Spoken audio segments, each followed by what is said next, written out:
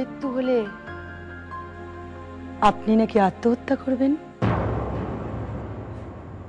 মরার আগে কি আপনার একবার অনুশোচনা হবে না যে জন্মদাত্রী মায়ের বিনা চিকিৎসার মৃত্যুর জন্য দায়ী আপনি নিজে? আমি তোমাকে মরতে দেব না মা, কিছুতেই না। মা গো, তুমি আমাকে রক্ত মর্যা দিয়ে তিল তিল করে বড় করেছো, জন্ম দিয়েছো। এবার আমি তোমাকে জন্ম দিই, পুনর্জন্ম। আমি শুধু একটা কথা জানি, তোমাকে মৃত্যুর মুখ থেকে ফিরিয়ে আনতেই হবে, যে করেই হোক বাঁচতে হবে তোমাকে।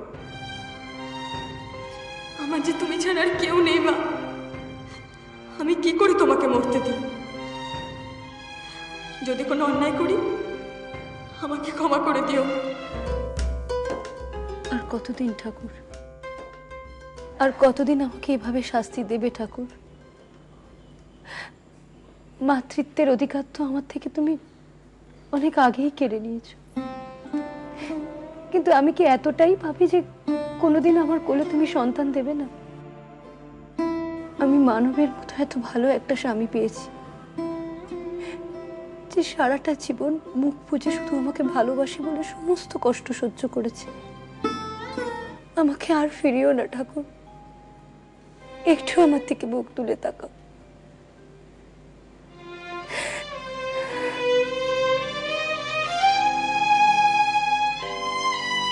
আমি রাজি।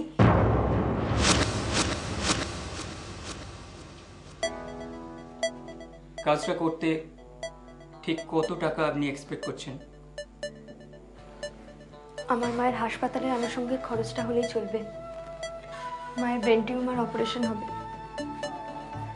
কিন্তু টাকাটা আমার কিন্তু এখনই চাই। এখনই কি করে সম্ভব?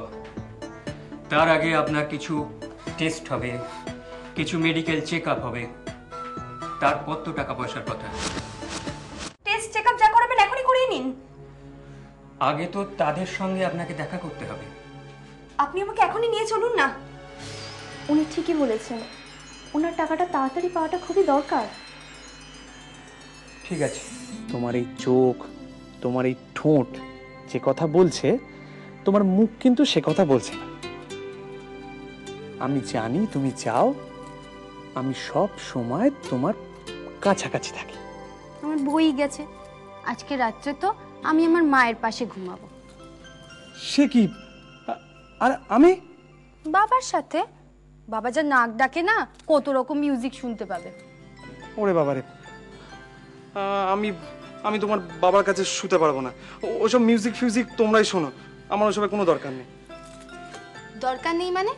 তুমি একজন ডান্সারকে বিয়ে করেছো, আর এইটুকুনি শিখতে পারবে না? ও, এই বয়সে আবার নাচ ফাচও শিখতে হবে? আচ্ছা ঠিক আছে।